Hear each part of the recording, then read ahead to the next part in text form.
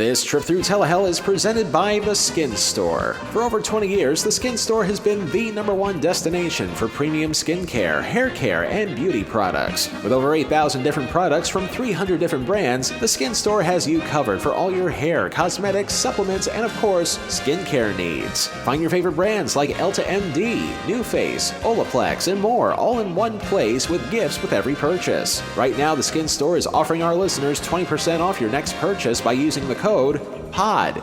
That's POD for 20% off your next purchase at skinstore.com/pod.list. Skin Store. Have the confidence to tackle the day ahead. Exclusions apply.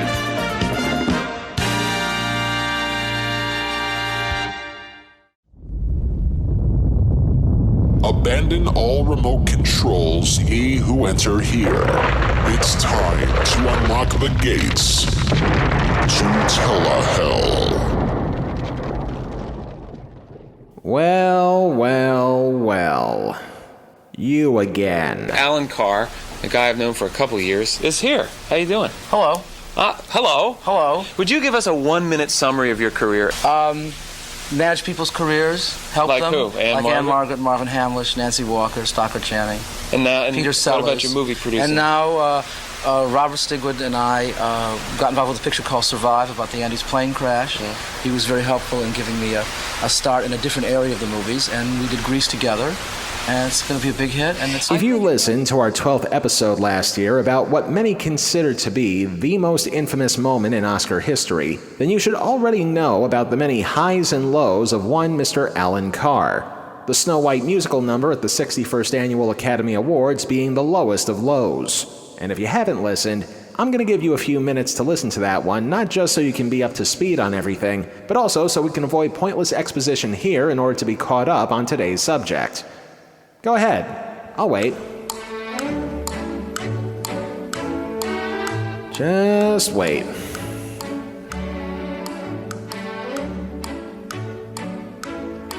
So, how about that local sports team of ours?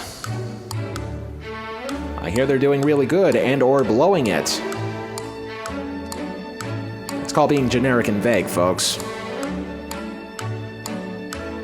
Okay, caught up? Good.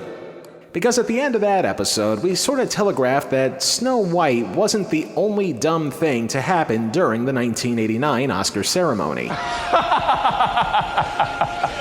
No, I don't sing and I don't dance. I am a thespian in the classic sense.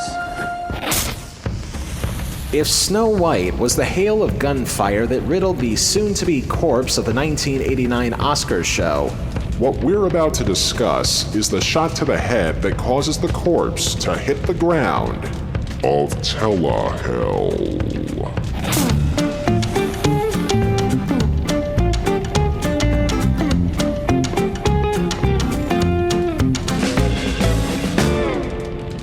Now that I assume that you've been re-educated into who Alan Carr was, as well as what he did to quote-unquote improve that year's Oscar ceremony, it's time to introduce some new characters to a B-plot of the '89 Oscars.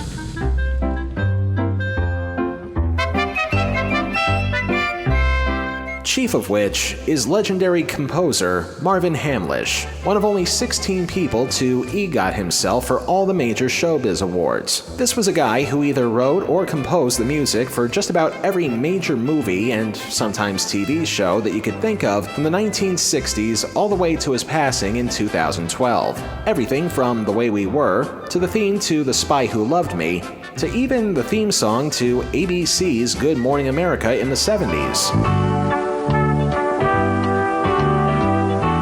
And surprisingly, that's not even the strangest piece of trivia I could find about the guy.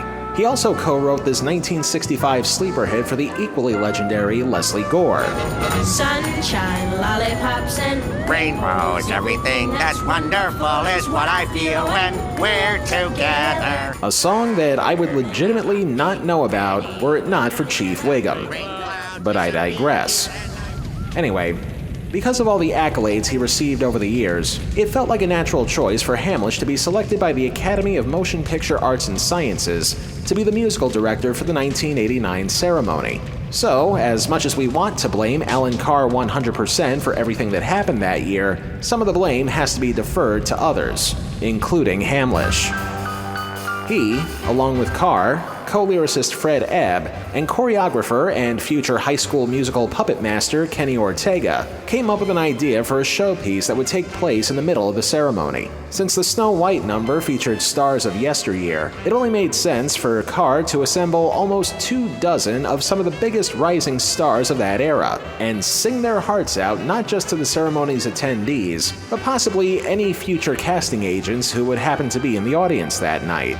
In alphabetical order, these stars of tomorrow included Keith Coogan, Patrick Dempsey, Corey Really?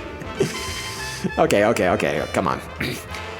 Corey Feldman, Jolie Fisher, Trisha Lee Fisher, Savion Glover, Carrie Hamilton, Melora Hardin, Ricky Lake, Matt Latanzi, Chad Lowe, Tracy Nelson, Patrick O'Neill, Corey Parker, D.A. Pauly, Tyrone Power Jr., Holly Robinson, Christian Slater, and Blair Underwood.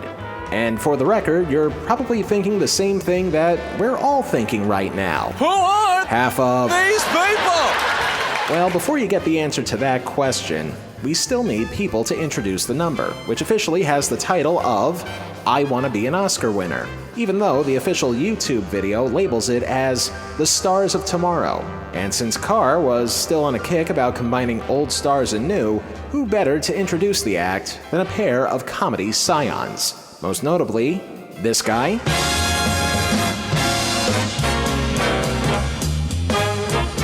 and this lady.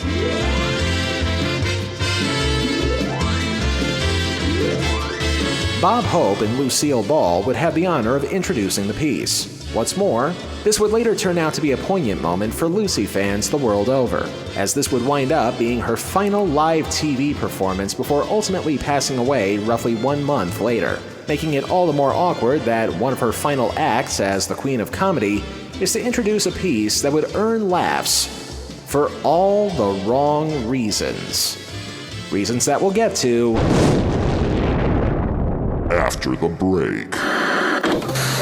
My baloney has a first name, it's O-S-C-A-R. My baloney has a second name, it's M-A-Y-E-R. Oh, I love to eat it every day, and if you ask me why, I'll say, 'cause Oscar Mayer has a way with B-O-L-O-G-N-A. Oscar Mayer, the first name in Bologna. How's that? Telehell is proud to partner up with Dave's Archives, the internet's premier place for a lot of nostalgia from the 80s, 90s, and even the present, and that includes some vintage commercials, like this. Chevrolet taking charge. 4 years ago, we introduced Chevy Citation, and it became America's most popular front-drive car. But that wasn't good enough for the engineers. Since that time, they've improved its performance, improved its ride, improved its comfort.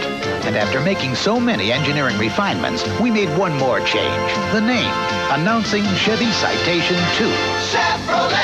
And you. Taking charge. Want to watch more retro goodies? Head to YouTube and type in Dave's Archives, or you can follow him on Facebook, also at Dave's Archives. And now, let's take a look at some terrible television.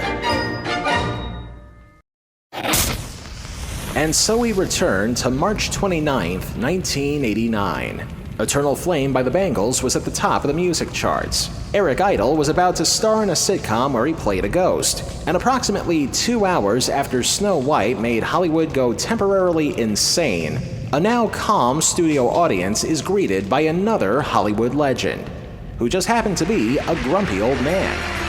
Ladies and gentlemen, Academy Award winner Walter Matthau. Also, as a reminder, this was one of the rare times when the Oscars went without a host. As a result, this meant a lot of extra and, in some cases, excessive introductions to actual awards presenters.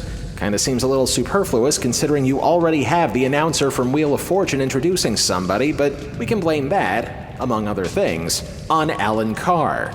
Take it away, OG Oscar Madison. One of the stagehands came over to me backstage, and he said, show is running pretty long tonight. He says, maybe it should be called Awards and Remembrance. A thinly veiled slap towards the ABC miniseries that aired around that time, but we didn't come here to bite the hand that feeds you. We came here to get a vamped-up introduction to two legends. You know, the word legend gets tossed around rather loosely these days. Tonight it is my privilege to introduce two people who not only personify comedy greatness, but who are among the only people I can think of who could get me to come here from Pacoima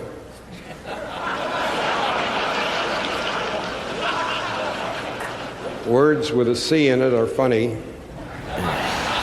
Don't worry, Walter. We know you're much funnier with dialogue written by Neil Simon anyway. Just get to the point, please. Ladies and gentlemen, Lucille Ball and Bob Hope. After a required by show business law standing ovation, Lucy and Bob try to show the hip people out there that they still got it after all these years. I haven't seen so many gorgeous girls since I spent Father's Day with Steve Garvey.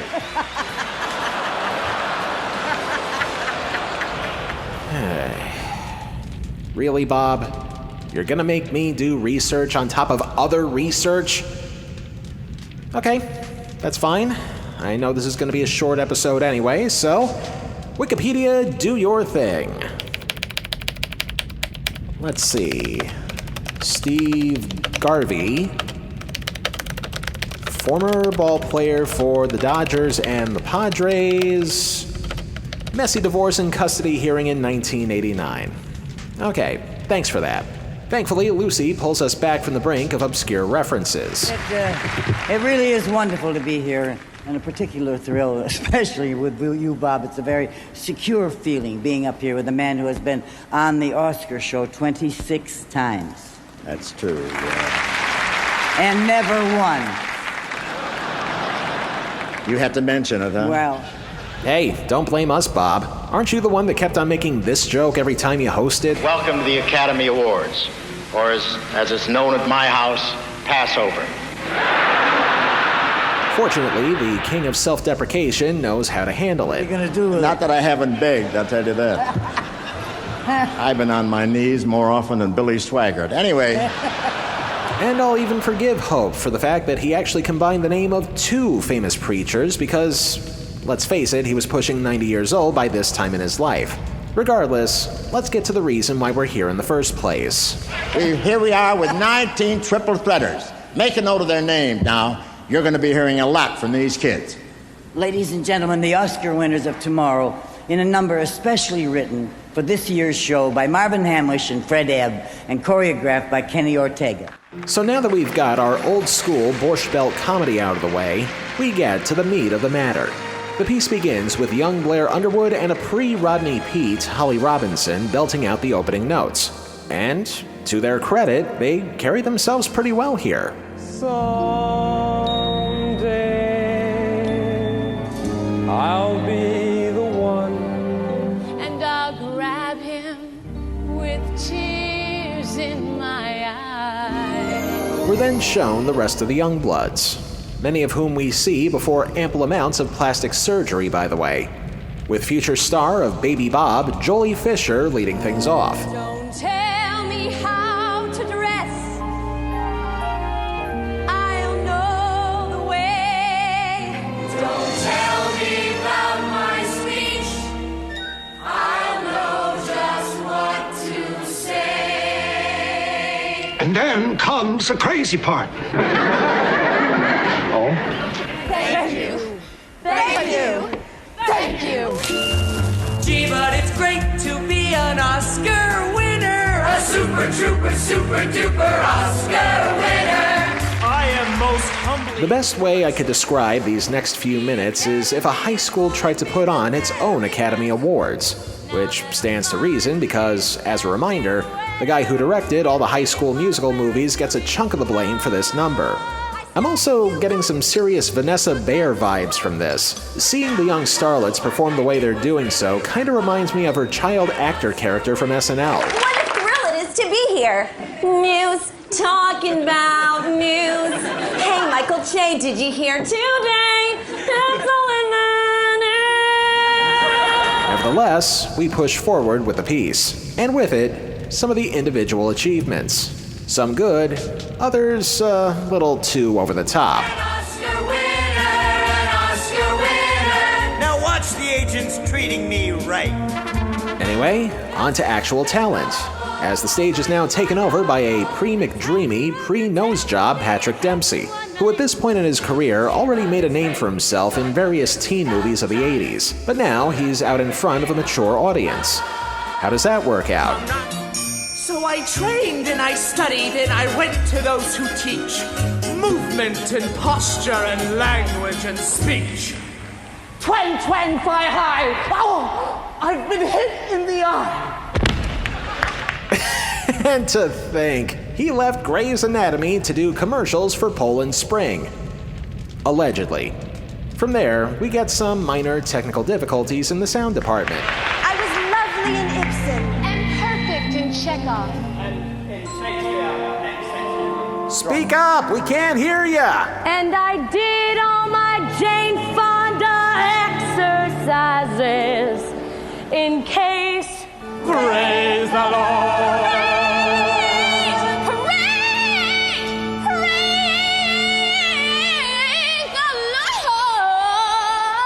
Yeah, you came to the wrong place for that. If any lords are going to be praised down here, it's either going to be our boss, Jim Jones, Idi Amin, or Rachel Ray. She knows why.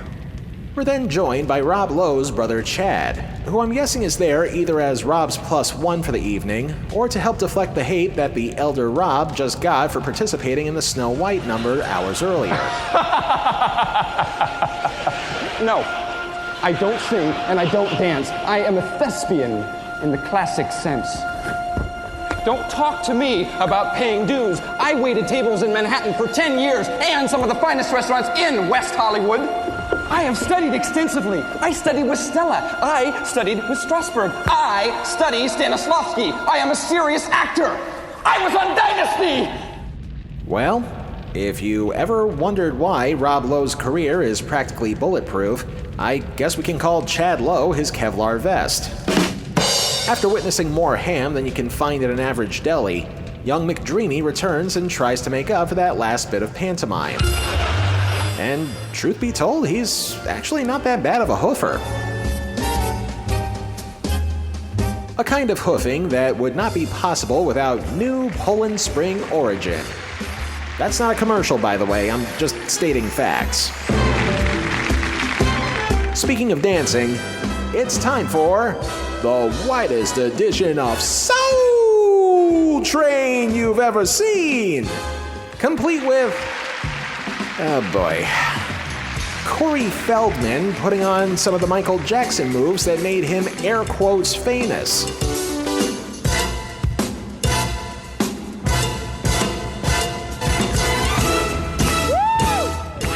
Okay, pause it for a sec.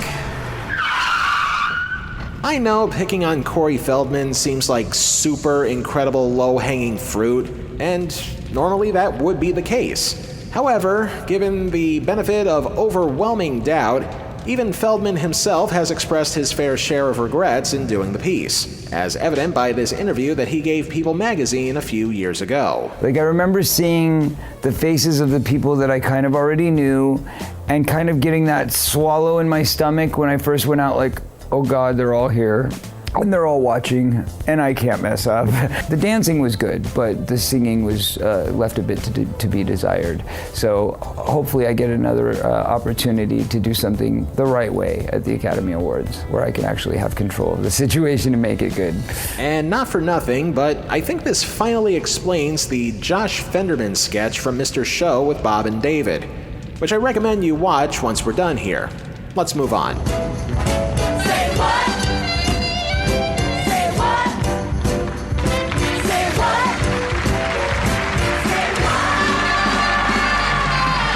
But before we can say what, or why, or how, we move on to a more classical form of dance featuring two people I've never heard of before or even since this moment, Tracy Nelson and D.A. Pauly. Though to be fair, Nelson has gone on to a steady career of guest star work on TV shows and in movies. But Pauly would actually flat out disappear from the face of the earth after making his award-lacking performance as Fireman Number 1 in the film Hocus Pocus. And I thank IMDb for such pivotal information. After the gracefulness of that part, we then whiplash ourselves to some of the actors buckling some swash as we're treated to sword fights for some reason. Okay.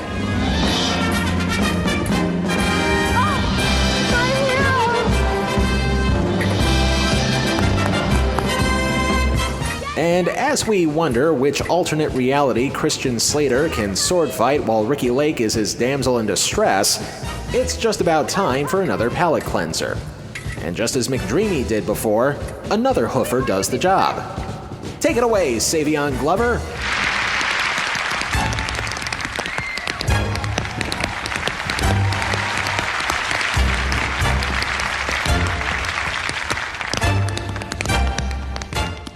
As the future bringer-on of Denoise and Defunk tries his best with damage control, all the starlets return to the stage to bring it home.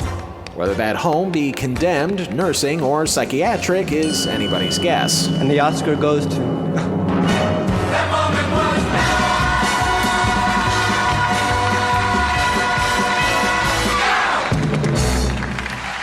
And as the kids pour it on, all the stars and potential future Walmart employees of tomorrow gather around a giant Oscar prop as though it was a goddamn golden calf. Kneel before your God, Babylon! So, that was a thing that happened. And again, if you heard the Snow White story, you already know what happened after the fact. Only in this number's case, there wasn't any Disney-sized litigation involved. However, I do feel the need to add the following postscripts before we go any further. First, Lucille Ball made specific mention that every one of the people featured here have potential to be future Oscar winners. But the records show that none of them, that's right, 0% of the people featured in this piece were ever nominated for an Oscar, let alone ever won one. In fact, of the people who took part in this, it's probably safe to say that maybe 40% of them have actually went on to somewhat successful careers. And at the risk of offending certain people, I'll leave it to you to figure out who's who. But even more insulting is the fact that this production number actually kind of cannibalized the Oscars that year in a unique way. In our Snow White episode, we mentioned that as a producer on the show, Alan Carr was also looking to make a couple of aesthetic changes, including awarding somebody by saying, "and the Oscar goes to," instead of, "and the winner is." But that's nothing compared to how they wound up making room for this piece to begin with, largely by sacrificing the part of the show where we would get to hear all the songs nominated for Best Original Song. And that, to me, is about 89 shades of wrong. For a number of reasons. One being that most people like to tune into the Oscars to hear some of those songs being done live, just like on any other awards show. Not unlike McDreamy and Savion Glover dancing, the song nominees are often the palate cleanser or, to some other people, the bathroom break needed to clear your head so you can be ready for the rest of the ceremony. The other reason being that the combination of the two elements may have caused the Oscars to run a little over its time limit. To which I say, duh! It's the Oscars. Of course the ceremony is gonna run a little long. What difference would eliminating 3 performances do, especially when you have one giant convoluted 10-minute piece in the middle of it all to begin with? So where do the stars of tomorrow get enshrined into the concrete slabs of telehell? It's getting so that you have to sell your soul to become famous in this day and age. And our 9 circles is the express line. Limbo, lust, gluttony, greed, wrath, heresy, violence, fraud, treachery. While it would be easy to simply copy and paste the same things we said about the Snow White number onto analysis of this performance, let's just rule that out right now. Yes, both performances came from the same Oscar telecast, but comparing both would be like the old Alan Alda expression of comparing apples to Volkswagens. One thing we can transfer over here, however, was how pissed off members of the Academy were over this ceremony, and that some changes needed to be made to improve on the quality for the following year. Enter Billy Crystal. Hell hath no fury like the wrath of the AMPAS.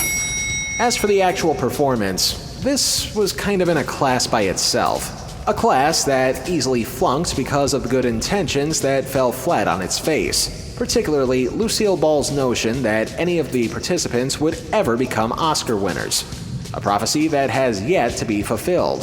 So until the day comes when we hear the words Academy Award winner Ricky Lake, we have to mark it for a conditional case of fraud. To say nothing of the fact that most of the participants' careers and Oscar chances, especially the mysterious whereabouts of D.A. Pauly, will perpetually wind up in limbo. Not to mention Alan Carr, jettisoning the performances for Best Original Song in favor of this even happening in the first place. And there's nothing more full of treachery than a rookie award show producer that thinks he knows what he's doing. In a surprise twist, however, in doing research for this episode, I found out that the 1989 Oscar telecast was actually the highest rated show in 5 years at that point, which should sound good in theory, but with the kind of spectacles that we were exposed to on that show, the bad news was everybody was watching. And yet, ABC, the network that's been airing the ceremony since the dawn of time, wound up reaping the benefits and bolstering their bottom line anyway, earning the network some collateral greed. At the same time, I can't help but wonder if some executive at the network was actually paying attention to the performance and thinking to himself, maybe this Dempsey kid might look good in a lab coat someday. Nah. The Oscars Stars of Tomorrow performance earns 5 out of 9 circles of telehell. And while I do feel a sigh of relief for covering 2 of the most infamous moments from the most notorious Oscar ceremony known to mankind, at the end, you kinda have to feel for Alan Carr. Never in all of showbiz has there been a more mercurial figure in terms of success and failure, especially the failure part. And yet, at the same time, one has to wonder what putting on a pop cultural disaster like the 1989 Oscars could do to the guy. Certainly enough to keep him off the radar for the rest of his life, but if you want a long answer as to what happened to him after 1989, do yourself a favor and look up a documentary called The Fabulous Alan Carr. It's on YouTube and a lot of other places you can stream videos. Short answer, even though the Oscars were the proverbial nail in the coffin for his career, Carr could honestly care less about what people think. In an interview that took place on Boston's ABC affiliate the day before the ceremony, Carr put his hopes for things running smoothly this way. Well, I mean, the Academy is a very distinguished group of older people, and I don't know if they... I always still feel myself as the kid from Chicago. I've never grown up, so I guess maybe that's good because I'm the ultimate fan. So I look at the Oscar show as what would be like you all at home, sitting in bed with the pizza, watching magic happen. I think this year magic is going to happen. A well-intentioned thought, but keep in mind an old expression.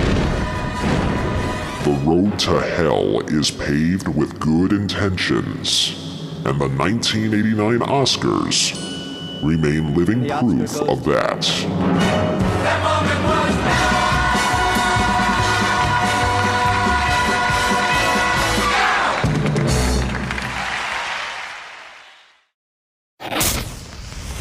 Next time on Telehell, this show brings new meaning to the phrases grody to the max and gag me with a spoon, dude. The creators of That 70s Show return to a different time. How do you get it to stand up? How do you get it to stand up? Introducing That 80s Show. No, it's not a payphone. It's a portable phone. Wednesday, January 23rd on Fox. Until then, if it's not in Telehell, it's not worth a damn.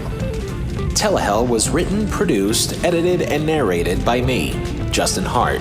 All clips used in this program are protected under the Fair Use Doctrine of the U.S. Copyright Act of 1976, and all clips used come courtesy of their respective companies and owners.